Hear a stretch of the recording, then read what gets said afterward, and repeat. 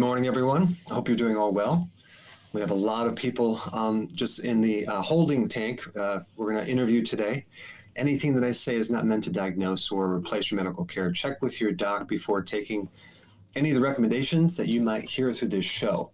It's just meant for your education and entertainment. Hey, Steve.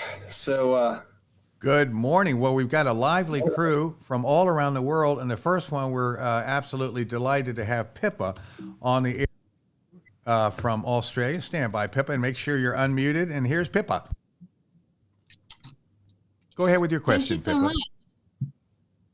Hi, Dr. Berg. I'm a great fan of yours, and I've done a lot of research and watched many of your videos. So thank you so much for having me. My pleasure. So my question is, I'm not wanting to break my intermittent fasting with a pure celery juice. And if I don't contaminate it with anything but organic, juiced, fresh organic celery, am I breaking my fast? Well, I think that's technically you are. However, I think it's a good idea because there's a lot of great things, great properties in celery. It's not enough calories to knock you out of ketosis. I think I do recommend things like this when you're doing fasting, simply because lately the average person doesn't have enough reserve of these nutrients in their body. So if they don't supplement, they don't add things like this, then they're going to have problems with deficiencies and their side effects. The cool thing about celery is it's not very sweet. It's not very high in sugar. You're not like juicing carrot juice, which would be a big mistake, or beet juice. Celery doesn't have a lot of sugar, so I think that would be good, especially to help buffer the pH of ketones, which are more acidic, as well as give you those phytonutrients to help you reduce stress and sleep at night. There's several things in celery juice that also help lower blood pressure. But yeah, I think that's not a bad idea. Great. Thank you. And also, for reducing inflammation, do you have any other suggestions? Yes. Do you, in general, or is there a specific place in your body where you have attention on inflammation? Well, I have an autoimmune disease, which is called urticaria, which is sort of developed into heat urticaria. So it's a general urticaria issue. Okay. Yeah. So the two absolute best things for inflammation is fasting, number one, and periodic prolonged fasting, as well as vitamin D in higher amounts. I'm going to release a video this week on the 10th reason why people are deficient in vitamin D, which I think you'll find interesting because it relates to autoimmune conditions and then what you can do about it. Because in order for vitamin D to work, there's a lot of things that can go wrong. And one is you can have which is quite common, a defect in your gene. It's called a polymorphism. And there's about 6 known defects in these genes. And so it's all about getting the gene receptor to work to absorb this vitamin D. So one solution is just to take more vitamin D, but there's something else that will trigger the vitamin D receptor, which is actually quite fascinating, and it's actually bile salts. So if you were to add bile salts to everything, I think you can even enhance it even more to drop your inflammation. And I would take regular bile salts as well as TUDCA, which is a very specific type of bile salt, which is, I won't get into it, but it definitely can help you with autoimmune. You can watch my videos more on that too at some point. Because I've had my gallbladder removed, so it's definitely an issue with, I've seen all your videos about when you don't have a gallbladder and you need to have bile salts, you need to have apple cider vinegar to absorb minerals and vitamins, so that may be part of that. Yes, and then also taking it to the next level, your body actually makes bile salts in the liver and also makes your microbes make bile salts. They're called secondary bile salts. And those are the ones that are very important.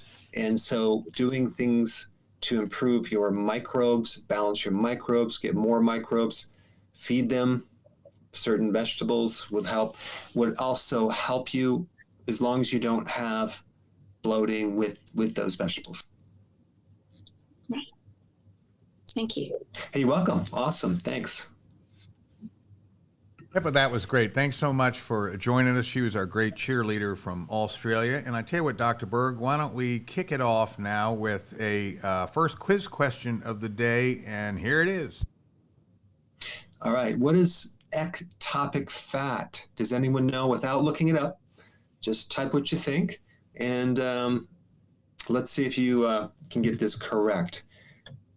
And of course, I should have asked the question, why are so many people needing glasses nowadays, including myself? But that'll be a separate video. All right, that sounds great. Well, I tell you what, why don't we carry on now? We're going to go to Hannah from Australia, Sydney. And Hannah has been representing her country very well. There, Hannah, go ahead. Hi, Dr. Berg. How are you? Hi, great, thanks. Thank you for having me. I learned so much from your videos. Thank you for doing it. So my question is, I've been doing intermittent fasting and low carb diet, so not keto, low carb for quite a while now, but I'm just not losing weight. So my weight's so stable. So my question is, do I have to go on keto and intermittent fasting to lose that 5 or 6 pounds of weight? Well, that's a great question, and the answer is yes. Because the other thing is that, if you're on low carb, guess what? You are on keto. So low carb is keto. So you're doing keto, which is great, and you can always lower your carbs more. But how do you induce more ketosis? How do you switch over to burn more fat, especially if you have resistant fat? How do you fix that insulin resistance, which is behind that set point that you can't seem to get below? You hit this plateau and you just can't get below that. Fasting is what you need to add, because it's not just about calorie reduction. It's about all the wonderful things that happen to start healing your body, start getting your body to work faster as far as the metabolism, as long as you have the nutrients. But yeah, I always recommend combining those two, because every time you eat, you trigger insulin. So even if you're on low carb, if you're eating even 2 meals a day, you're still increasing insulin, even 1 meal a day to some degree. So if you bring that insulin down, way down when you fast, now your body has absolutely no choice. It has to tap into your fat. And so that is the secret to losing that weight, especially the stubborn weight in that last few pounds. Okay, thank you. Do I need to eat more fat, do you think? Well, that's not going to necessarily help you lose more weight. It will help you go longer, so you can fast longer. So it can actually go, wow, because if you go low fat, now how are you going to fast? Especially in the beginning, and your body hasn't adapted, so it's hard to go long periods of time. So you may want to go, you know what, I'm going to stock up on fat so I can fast longer, lose more weight because I'm fasting longer. And then you can add exercise. More sleep will help you, reducing your stress. Not that you experience any stress, but that can definitely be a factor. Cool. Awesome. Thank you so much, Doc. You're welcome. All right. See ya. See ya. All right, Dr. Berg, let's see. So why don't we do our wonderful shout out from the morning. Now, I can attest already to the UK and Australia, as we've seen on our great guest participation. And then also they're coming in from Canada, Germany, the Netherlands, Finland, Denmark, Australia, India, Zambia, again, been there, lovely part of sub-Saharan Africa, Saudi Arabia, the Philippines, Pakistan, Lithuania, Puerto Rico, Taiwan, France, juice, Belgium, Italy, Israel, Algeria, Ireland, and my goodness, it just goes on, Bangladesh, Peru, and all across these United States. So what a terrific group there is watching from around the world. And they're also participating. So we have the answers to our first quiz question. Let me bring that up just a moment. And it is, what is ectopic fat? And 30% say it is visceral fat. 30% say fat created by insulin or insulin resistance. And 30% say fat outside of the organs. And that leaves us 10% who say fat in unusual places like the eye. Goodness. You're all right, but it's fat that is existing outside your adipose tissue, out of the fat cell. Interesting. So this is where it gets into the muscles, goes in the liver. Places where you're not supposed to have that much fat in theory. So it starts to accumulate around the organs, in the organs. That's called ectopic fat, and collectively, that's called visceral fat. So we're not supposed to have fat in certain places. So I'll do a video on that. And how do you avoid getting this fat? You keep your insulin low. So you want to cut the carbs down. And so if you wanted to gain more ectopic fat, let's say you're a polar bear, you would want to then eat more carbohydrates than you can burn up, and it starts to convert into triglycerides as the primary storage into different areas of your body. And this is why, like, when a bear hibernates, what they do is they become very diabetic. So they lose their insulin. The insulin goes way down, and what happens is the blood sugar goes up, and they start to having this huge thing where they're now able to tap into their fat. So not that you really cared about that, but that's just a side note, Steve. I wanted to mention that. Very interesting. Well, thanks so much for participating, audience. And we'll have another question up soon. In the meantime, smoke. Hello, Dr. Berg. When I work out, it seems that I'm sweating more than I did 5 months ago. Would you think I would sweat more because before than due to my body fat? Can you make a video on sweat? And by the way, there are several questions today about excessive sweating. So what's the remedy, Doc? Well, when you have excessive sweating, that is a sympathetic dominant problem. So your flight or fight mechanism is more activated. Typically, when you fast and you do keto long enough, you should then, your sympathetic nervous system should balance out, and you should be higher in the parasympathetic, the recovery. And that usually happens for most people. But if you have a problem with sweating, the thing that you need to take more of is B1, nutritional yeast. That would be helpful because that supports the sympathetic nervous system. Steve, I had a very interesting, as you know, we're accumulating hundreds of success stories a week, like just tons. And you can see that on the site. We have this counter now that calculates all the success stories, and I'm reading them. I am literally blown away, and I'm going to be doing more videos on this. And if you haven't uploaded your success story, please do it on our site because we want to just hear your stories. But there's this guy who he was a diabetic. He didn't know he was a diabetic. He was obese. He was suicidal, depressed, and the list goes on and on and on. And so he felt very, very, very sick. So he goes, apparently someone found him. He was almost going into a coma. His blood sugar was 700.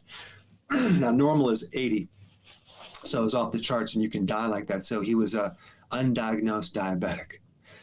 And so New Year's Eve, he decided to end it all and commit suicide. So he figured the way to do it is to lay down and die and just stop eating. So he did this for 4 days, and all of a sudden he noticed that instead of dying, he started feeling a little better and happier and better, and his mood started getting better. And then he started searching videos. He found my video on fasting, and then he kept going. Now he lost 110 pounds. He's no longer diabetic. He's off all his medications. He got a job, and he's happy. So I'm going to be interviewing him tonight because he is in Australia, and I'll shoot that video out. But wow, what an amazing success story. What a great story that is. Boy, and I tell you what, we take questions on both social media, but they're always sprinkled through with people that are just so grateful for, the lift, not only in their health, but maybe more importantly, their mental health. Because, being sort of trim and miserable and suicidal certainly isn't the outcome most people would want. So there's just huge mental spiritual benefits to this wonderful stuff. Let's move on to the next quiz question. Doc, here it is. Okay. So can abdominal exercises Reduce belly fat. Okay, that's the next question. Okay, that's Let's next. see. And And what? Steve, I think, from a lot of research, from digging into all the literature and studying all this information, I've came to a conclusion that there is a connection between being healthy and how you feel mentally. There's a big connection there. There's a link. I think chances are you are going to feel better if you get healthier.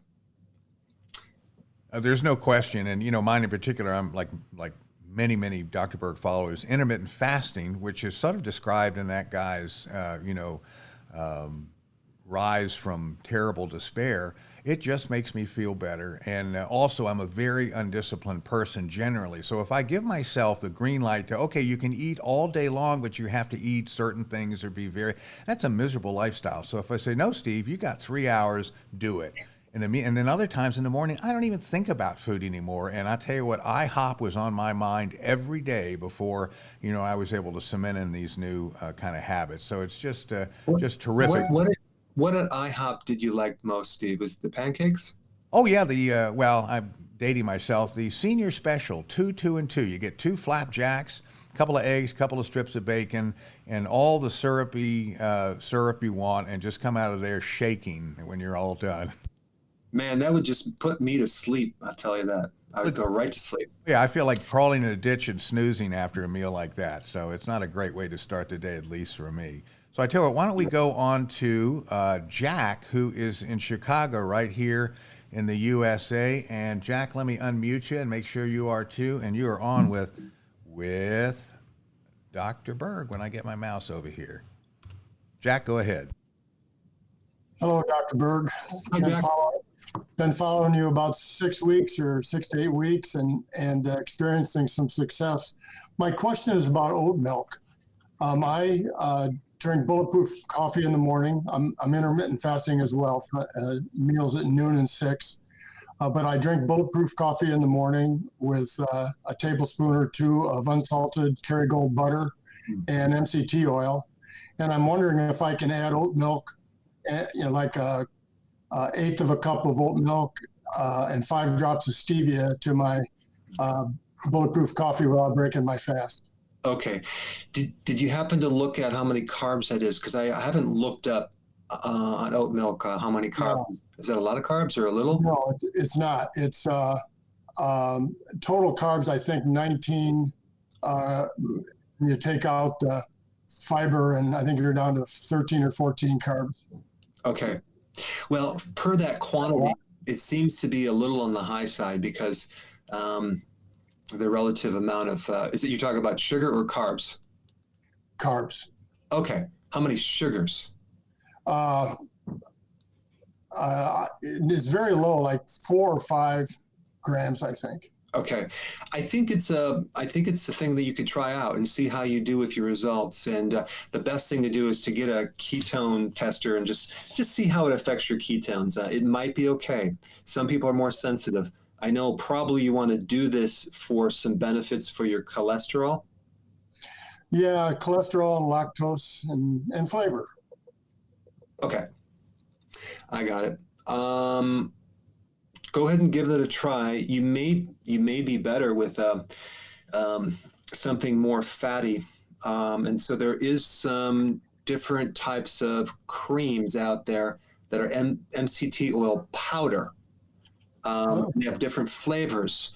They even have vanilla. And also if you did a lactose-free cream, that's another option. And the only advantage is, and then you can really bring your carbs down. I like the fact that you're doing the Bulletproof coffee because that's awesome, but I do understand you do want to make it taste a little bit better. So that's what I would try out if I were you. Okay, thanks. And one other question about Bulletproof coffee. Is there any risk that the 1 to 2 tablespoons of unsalted butter will drive up my cholesterol? It really depends on your carbs during the day. If you keep your carbs down, what's going to happen to that butter? It's going to turn into triglycerides, and your body's going to use it as energy. And so no, it shouldn't unless you have a genetic type of problem with high cholesterol, which it's rare, it shouldn't increase your cholesterol at all. In fact, it's going to cause your body to make less cholesterol, because your body makes a lot of cholesterol if you don't consume it. And so when you increase your dietary cholesterol or fats, your body just makes less. So it'd be a good experiment to try out, to test on yourself to see what happens. But and I also, if you keep your carbs down, the type of cholesterol is not going to be damaging. Even the American Heart Association and the American Diabetic Association came out recently with their last guidelines with information that it's kind of hidden, because they're kind of like embarrassed, but they finally admitted, yes, there's not any link or connection between eating high cholesterol and heart disease, or having high cholesterol and increasing risk of heart disease. So I know it's been ingrained in us forever, but even they are coming around finally and admitting that. The really key thing is just... I think we lost Dr. Berg for just a moment, but Jack, thanks so much for representing the USA so well. Dr. Berg, if you're back with us, I'm going to go to the answers to our quiz question. And there it is. So can abdominal exercise reduce belly fat? And this is our second quiz, with 90% say abdominal exercise will not reduce belly fat. 10% say it will reduce belly fat. Doc, do we have any clever answers there? The majority is correct. Now, this is interesting, because you go to the gym, Steve, and you see these people doing these sit-ups, right? They're all these abdominal exercises, and you can see their gut. And week after week, nothing. And abdominal exercise, and I'm going to put a video out on that this week with some research that they've done. You can do all the abdominal exercise in the world and not see any change in circumference of your waist. It'll tighten up the muscles there, but who cares if there's fat on top of the muscles and fat underneath the muscles? The sit-ups and the other exercises don't reduce the belly. The way to do that is to get rid of reduce the storing hormone, the one that causes storage, and that's called insulin. You must decrease insulin, and the best way to do that is through fasting and lowering your carb. And you have to give it time to do that. So, this abdominal exercise is great for toning after you lose the weight, but you won't see much, if anything at all. But of course, they have those little belts, Steve, that you see that you can like sweat off your fat, because you can heat it up and then your metabolism will kick in, which is the funniest thing I've ever seen. So then you lose some water weight because you sweat. And as soon as you drink some water, it comes right back. What a ripoff. That's just crazy. Terrible. Well, we've been neglecting social media a little bit, so let's stop that. And Jimmy from Facebook wants to know, is xylitol bad for you? I use xylitol on a regular basis in my coffee. I just use one. The thing about xylitol compared to other sugar alcohols, it's like 30 on the glycemic index. So it isn't zero like erythritol. And I highly recommend you getting a non-GMO version. But the point is that it's not zero, but if you have small amounts, it's very insignificant. So I like it because it tastes very close to sugar, and I don't have hardly any digestive issues at all, like I do with some of the other sugar alcohols and the new fibers that are coming out right now, which I don't recommend, and they put those in everything now.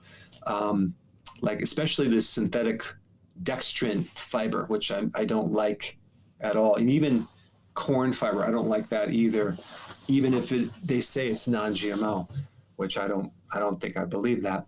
But yeah, xylitol is one of the better ones that I think, but it's not zero, but it's low on the glycemic index. Well, thank goodness. Alicia from Facebook, unfortunately, is having some digestive issues, and she said she had her gallbladder removed. Any advice? She had to remove butter from her Bulletproof coffee. Well, yeah, you move the gallbladder. Now you're going to have to take purified bile salts to assist, because you don't have the amount the concentrated amount of bile anymore. So it just trickles down to a little tube into your intestine, but chances are you might not have the concentration. So then now we're dealing with a inability to absorb fat, soluble vitamins like you should, like vitamin A, D, E, and K, omega-3 fatty acids. And now we have deal with that.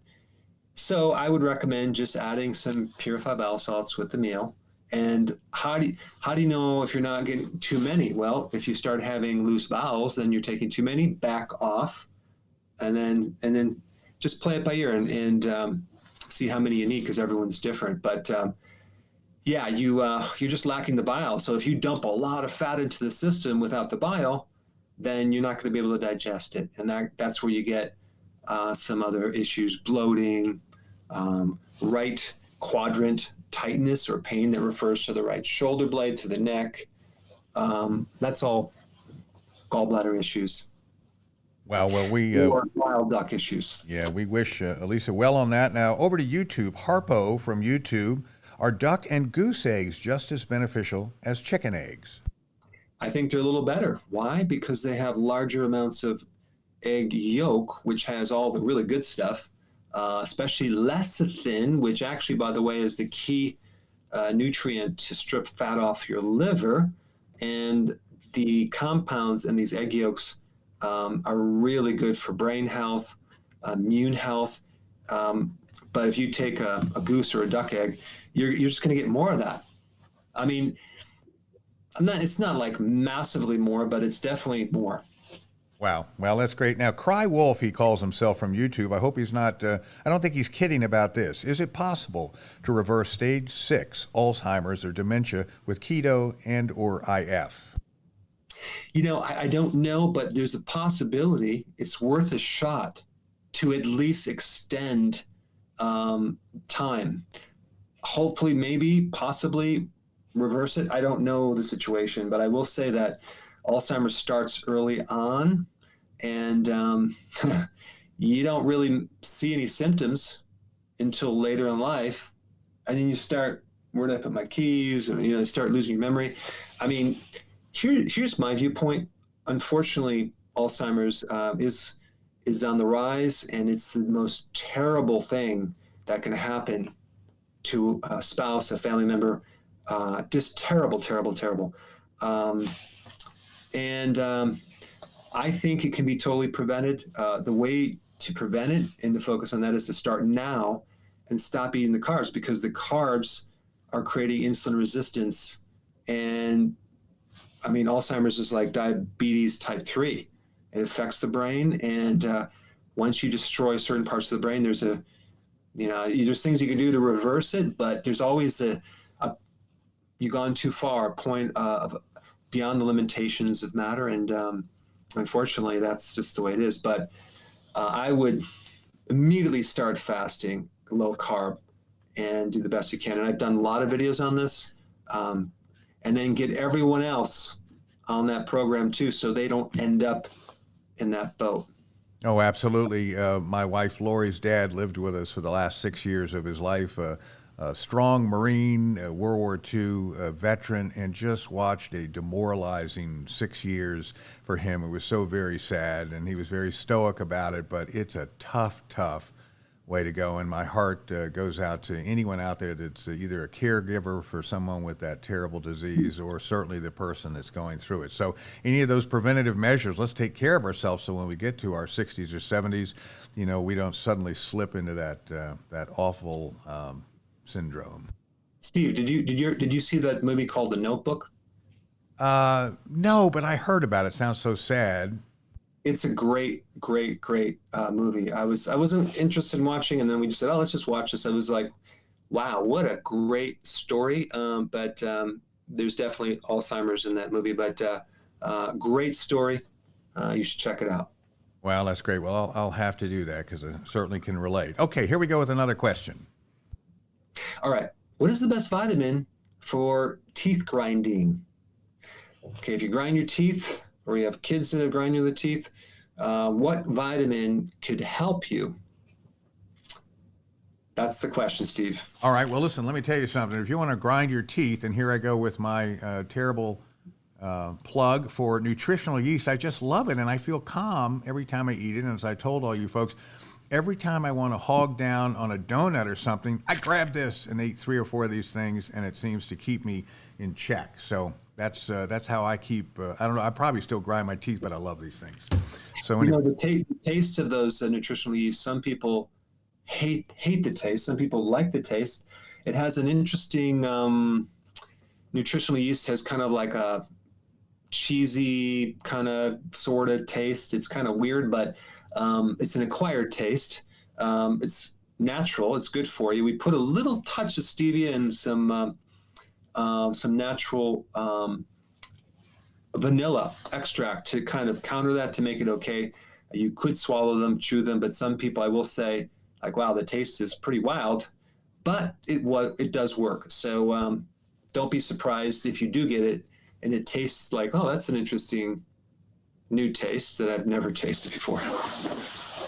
It is that. Again, Lori, my wife, calls them armpit pills. That's a terrible way to describe them. I crunch them down and love them. But again, you don't have to crunch them. They're made to swallow. They're little tablets. So anyway, Lupe from Facebook, can you expand on gallbladder stones and pain radiating into the right shoulder and up the neck of the jaw? Orthopedic doctor says I have calcium buildup on the right shoulder rotator, but the pain was intense.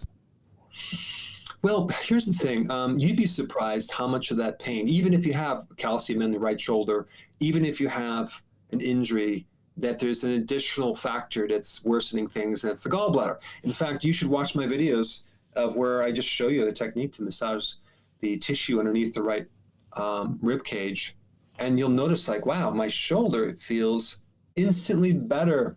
So what happens with these gallstones, and I did have some later report, they took out a gallstone literally as big as a rock. Incredible they found that.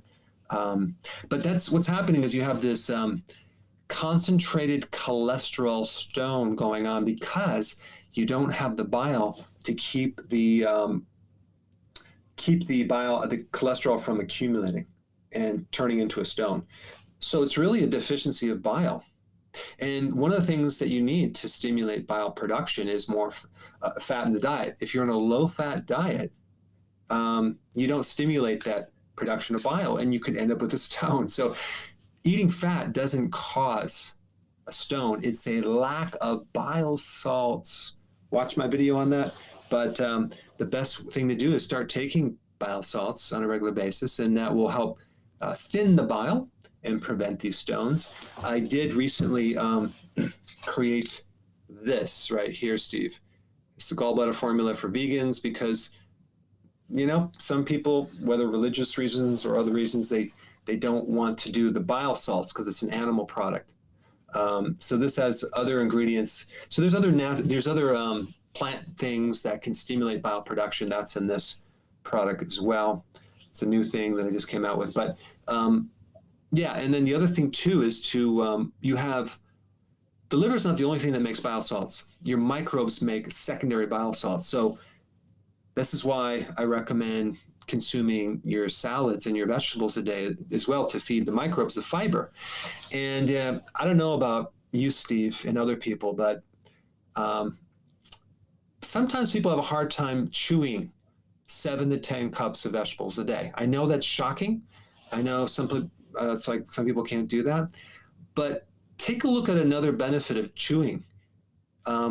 If you notice over I don't know how many years they've studied like the different civilizations, and also over time, our facial structures are changing, the mandible is changing, the teeth are changing because we're eating all soft food. We don't like to chew. We don't get the exercise of the muscles in the jaw. I've noticed that I eat these huge salads for lunch, and I noticed that no one else is doing that except me, but I noticed that it definitely keeps your dental structure, your bone structure, your face well-defined, and so you don't start developing atrophy or weakness within the muscles on the face. So look at it as an exercise, Steve, in facial structure and muscles around the jaw. How about that? Well, I think Does it's that sound good? wonderful. Yes, and a little anecdote from sub-Saharan Africa. I was in Zambia for some time, and the lovely people there, almost without exception, have perfectly straight white teeth because of their diet, and they live in a fairly austere environment. But I'll tell you what, I think dentists would go broke down there. They don't get cavities, Steve. Every single tooth in my head had a cavity, unfortunately. And so, welcome to America, Steve. That's great. Well, listen, we're going to go to Erica, so get yourself ready and unmute yourself. But first, let's go to some answers to our latest quiz. And it was, what is the best vitamin for teeth grinding?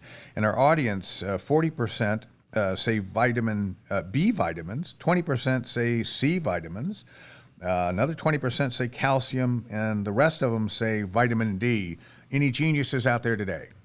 Yes, we do. Vitamin D is the winner. And of course, you might need some calcium with that, but vitamin D is the primary vitamin for that. Pretty much every single cell in the body has a receptor for vitamin D. So vitamin D is the most important vitamin of all the vitamins because of what it can do. Don't worry, Steve. I will have a video on that this week. So stay tuned for that. That's wonderful. Dr.Berg.com, everyone. I'm sure most of the people listening now know that site, but Dr.Berg.com is where you can find all this fascinating information. And now we're going to go to Erica from Syracuse, New York, has a question for Dr. Berg. Go ahead, Erica. Hello, Dr. Berg. I love your videos. Been following you for a year. 2 years ago, I was in a auto car accident, and my injury has developed into complex regional pain syndrome too. Mm-hmm. So peripheral nerve damage to the L3, L4. And I don't have use of my left hip, leg, foot. So I've been intermittent fasting for 3 months, and I've lost 10 pounds with very low impact exercise because I use a cane to walk with my right leg and just cleaning my house. But would keto also help the functionality or the pain aspect of complex regional pain syndrome? That disorder is, I did one video. I don't know if you found it, but there's some really interesting things about that. I'll have to try to, that's the problem with YouTube, is trying to find these videos. It could be on my site. Did you get injured on you said your left hip, right? Was it in the left hip? Yes. Okay. And it was a car accident? Yes. And did the car hit you from the side? I was driving and it hit on the passenger side. Right. Just like T-bone, right? Just Correct. And so, yes, ketosis is going to help because you're going to lower the carbs, which is going to lower the inflammation. Okay. So you absolutely need to do the combination of fasting and keto. There's something else that I think would be also very beneficial. And this is something that I reached out to even a support group of people who had this, I think it's called, there's another name for it, sympathetic dystrophy. It's another name for that. What you want to do is you want to either go to a therapist, massage therapist, or physical therapist, or you even do it yourself. But you want to take a massage tool and you want to stimulate and work on the opposite hip. So you hurt on your right side of your leg, or apparently on your hip, right? So wherever you were injured on the left side, you work on the right side, the mirror image. You will notice something about that. You're going to be going, why is my good side hurting so much when I press into it? That'll be a surprise. And then you keep working that to your tolerance. And what you're going to notice is you're going to stimulate the brain through these neural circuits, and it's going to start to open up the nerve flow on the side that got injured because it's been traumatized. You kind of threw out the communications in those circuits so they're not firing correctly. But working on the good side will open those up, and you're going to notice warmth on your left side. You'll notice more circulation, and you should notice a lessening of inflammation and pain. Now, let's say you do this and you go, wow, that really helped. the front part of my hip, but the back part is still a problem. Take the massage tool, work on the back mirror image. Keep doing the mirror image wherever the problem is on the left side. Work on the right side. This is something that I taught physicians when I was in practice. It's something the opposite you would never think of, but boy, is it deadly effective in reducing pain and reducing the injury. So go ahead and give that a shot, and then let us know after you do that, because I think that is what you're missing right now. Oh, we certainly wish Erica well. And Steve, I just want to hear what she has to say. On a side note, I do have complex trauma, and the intermittent fasting definitely has helped with those mental health issues as well. So thank you very much. That's awesome. Thanks. Because the fasting increases your mood, and it brings people out of this lower emotional state, which is really awesome. Yes, thank you. That's great. Best to you, Erica. Thanks for joining us. And speaking of neuropathy, I think Erica had mentioned that. Beverly from Facebook says she has neuropathy because of a spinal cord tumor. Any suggestions besides neurotonin, I think it is, to help calm the burning pain? Well, you have to shrink that tumor. And the best way to do that is fasting. There's a lot of other natural things in plants that have anti-tumor effects, and also that can help shrink the tumor by starving off the circulation to the tumor, and that's called anti-angiogenic effect. And you need to be eating a lot of cruciferous and doing a lot of fasting, and then the tumor will shrink. And then make sure you don't consume anything that stimulates the tumor growth, like dairy products, by the way. That would be one. Omega-6 fatty acids and a lot of the unsaturated fatty acids, oils, and sugar. So all those will tend to aggravate the situation, but that's what I would do if I were you. All right, that sounds great. Roberta from YouTube, what causes the pulsing of my heartbeat in my ears, especially my right ear, really bugging her? Well, that's a lack of usually potassium. And so I don't know why I'm echoing, but you need more potassium. Potassium keeps the pounding of the heart down. But the way you become a potassium deficient is by not consuming enough salads, as well as eating carbs and refined carbs and sugars, which will deplete your potassium. Steve, I think I told people the story of before I got married, we went to look around for wedding cakes. And then we went to the restaurant, and they were going to shoot away all these great cakes, desserts. And I said, wait. Before you shoot those away, can sample each one of them? So we consumed about as much refined carbohydrates as anyone could eat in one sitting, and went home and tried to sleep. And all I can hear is in my ear, boom, boom, boom, boom, pounding in my heart rate so hard, I did not sleep 1 minute. And that was because all that potassium in my blood had to get stored, because when you store sugar, it needs potassium. So it soaked up all that potassium and put it into storage, so it wasn't available in the blood. So I had no potassium to calm down the heart rate, which it's a main electrolyte. So, and the heart just pounded like crazy.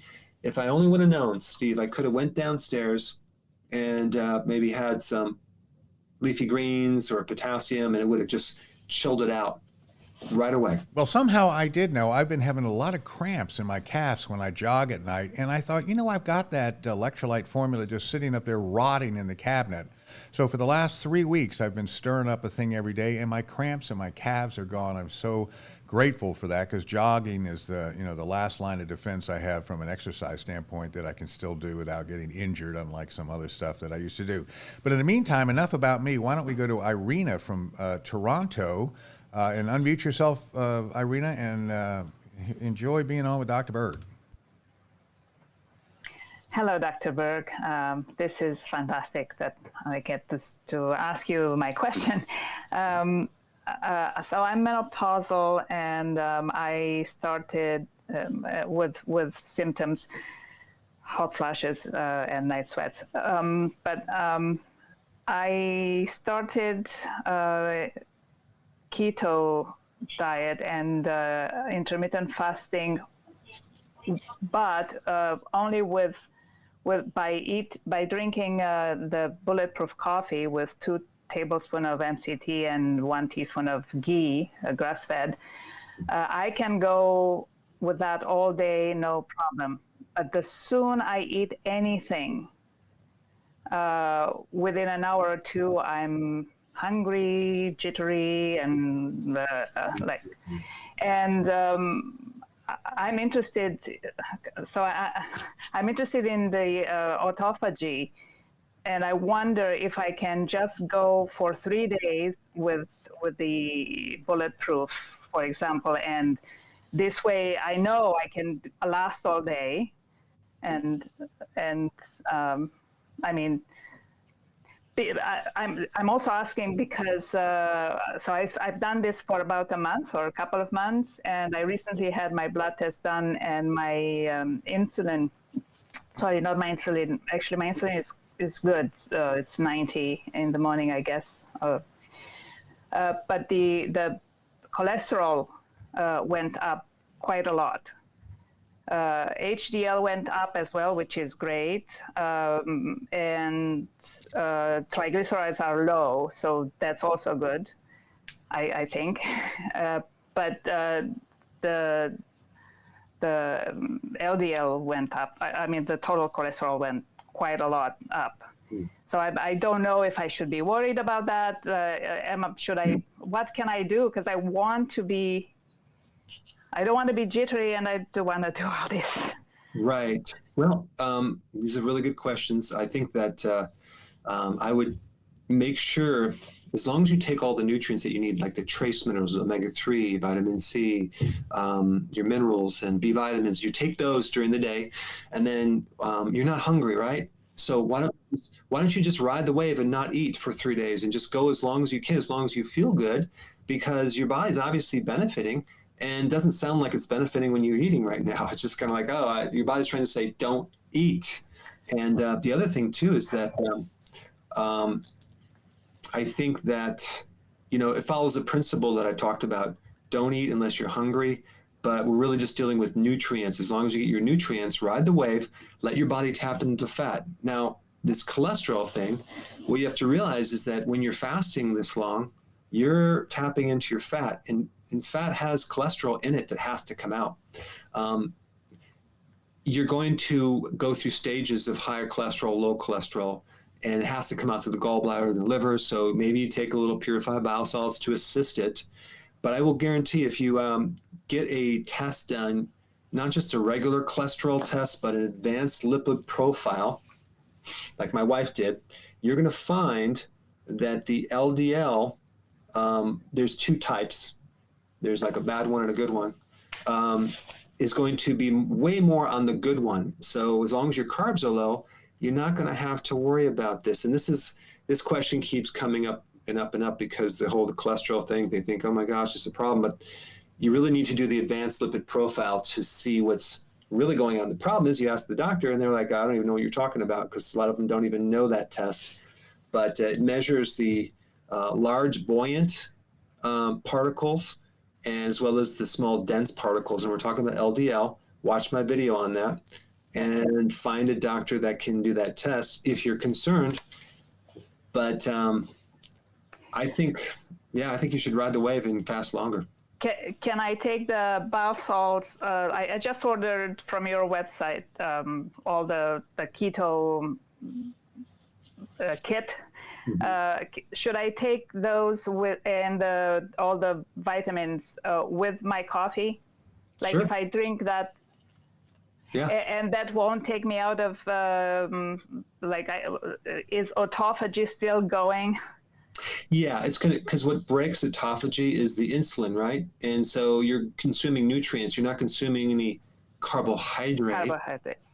Okay. And now I will say that the fat, no, because your fat is pure fat. So what that means is that you won't get a spike of insulin if it's pure fat. So I think you're really you're going to experience a lot of autophagy. And if you wanted to improve autophagy, I've done videos. You could, add exercise, so you can do all these other things. But there's the benefits of autophagy are just fantastic. Great. Thank you so much. Thank you You're very welcome. much. Sure.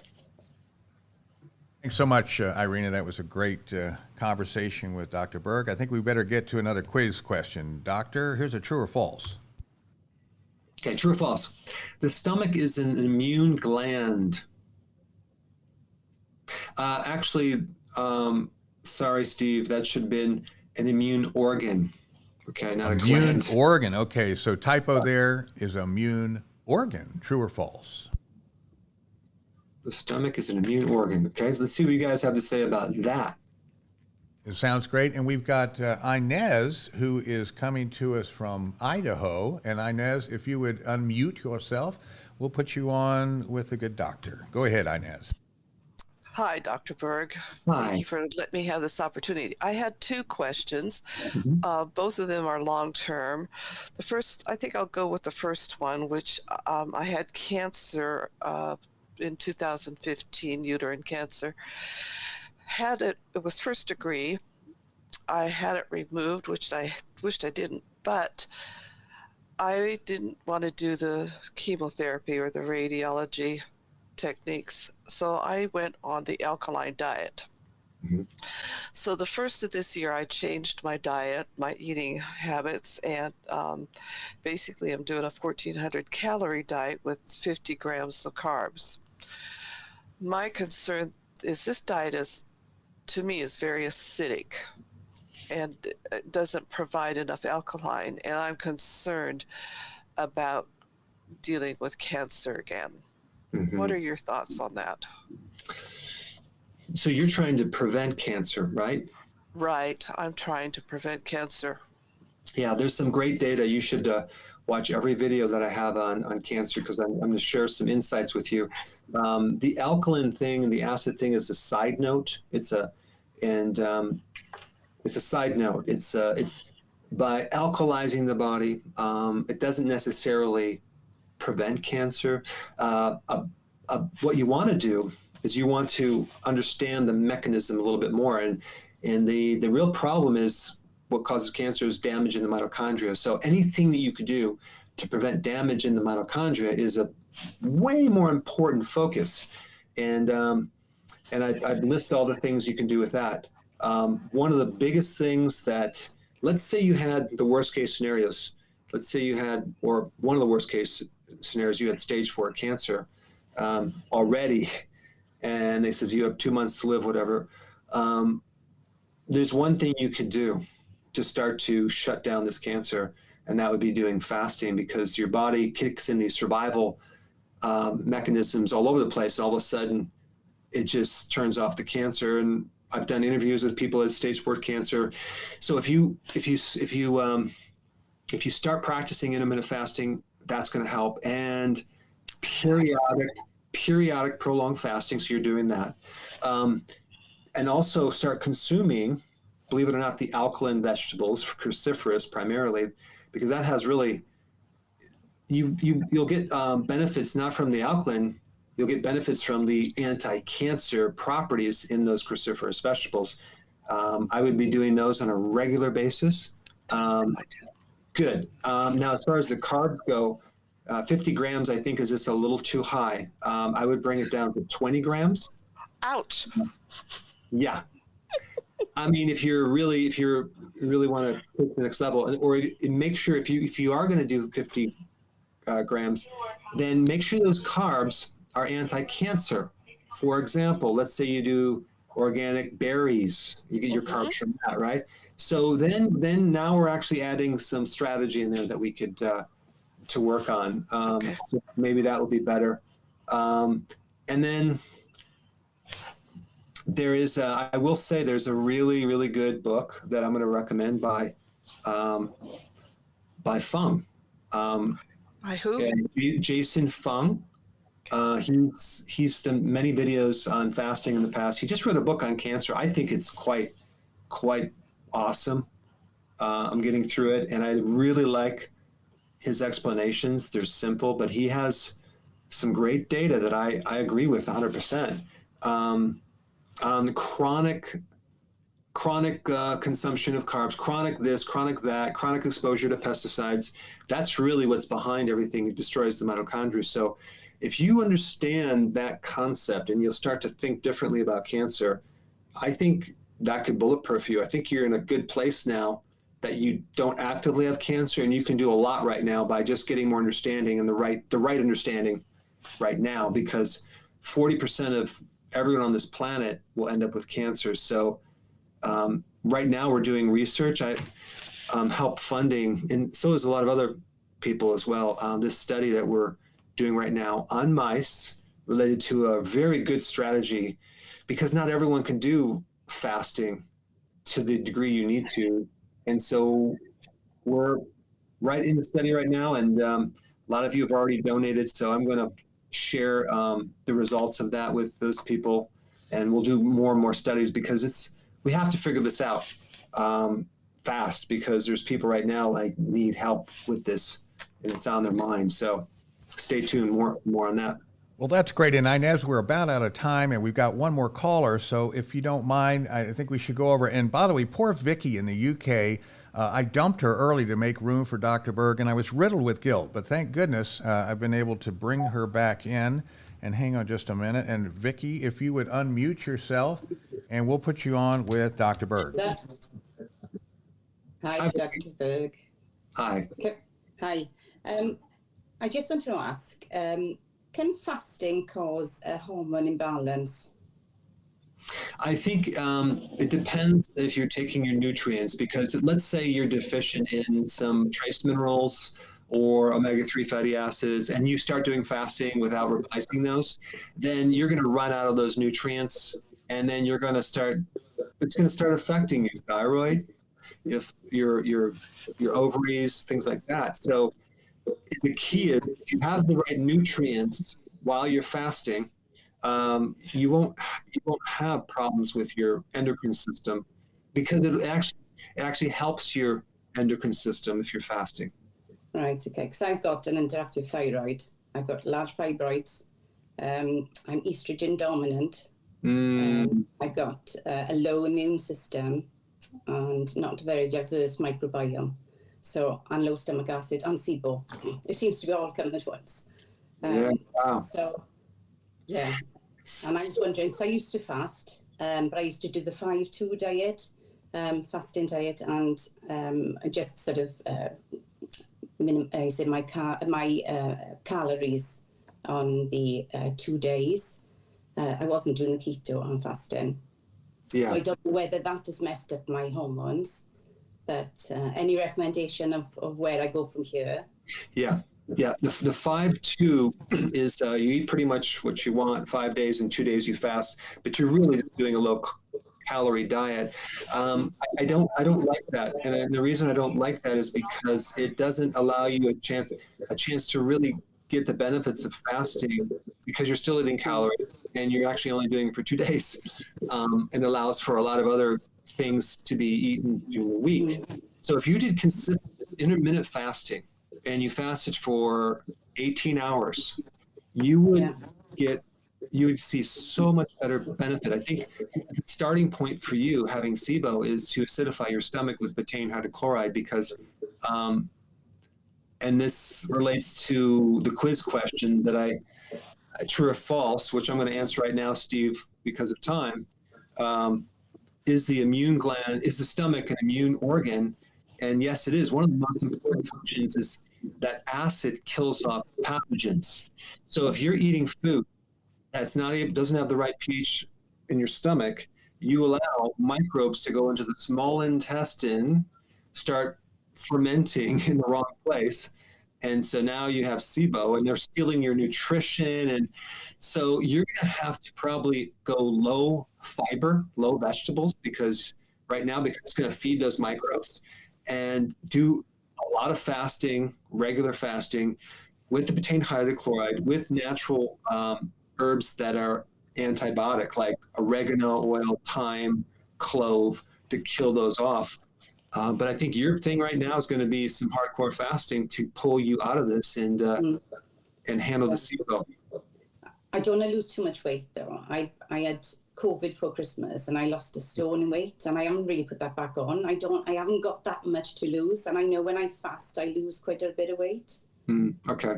So maybe just do 2 meals right now and make sure your calories are large, like you have a huge meal, but really try to stay strict with as many hours as you can get away with fasting, and don't snack, don't eat anything, and just eat more calories to prevent any more weight loss, or let's say eat more fat calories to prevent the weight loss. Okay. Right, that's so. One other thing. Can I take iodine? I think I did that patch test, which I read somewhere on my skin, and it showed that my iodine is really low. But if I'm on medication for my thyroid, can I still take iodine? Yeah, I would take it through sea kelp. Take it through sea kelp because you want to make sure you not just get iodine, but you want selenium in those trace minerals to help you get the conversion and the support of everything. And yes, I would highly recommend it. Well, that's great. Well, listen, thanks so much, Vicki. I'm glad we were able to get you in. And our apologies to other people that might have tried to get into the queue. There was a lot of, there's a popular attempt to get in this week. So we urge you to refill out the application next week and we'll get you in. In the meantime, or to wrap it up, Dr. Berg, why don't you talk about some of your upcoming videos? Yeah, so I have some real interesting videos coming up. I'm going to talk more too about that gene that protects you against cancer and things that you can do to stimulate it. That was a popular video. The impact of vitamin D on the immune system, how stress. Oh yes, sugars. Some of these are not. These might be old ones, but okay. Stress destroys your muscles. We'll be talking about that. But Steve, let me just tell you how to prevent the headaches when you fly in the airplane. We're going to talk about the 7 things you must do if you have to alleviate depression. I'm going to talk more about ectopic fat. I'm going to also talk more about the vitamin D receptor, 6 exercises for a double chin, Steve. We're going to talk more about the grinding of the teeth, the important role of your stomach, why chickens who eat ticks don't get Lyme disease. I'll talk about how to identify Lyme disease with certain rashes. I'm also going to talk about how the rhinovirus, the simple cold virus, can protect you against COVID-19. So I just have a lot of interesting videos. At least they're interesting to me, so that's why I do them. But I think other people might like them too. Well, they absolutely do, and drberg.com for all that, and we're out of time, so why don't you take us away and we'll play our jingle, Doc. Hey, thanks for your attention. Thanks for watching. I really appreciate it. Send in your success stories. I read all of them. I can't wait to hear yours. I'll see you next week.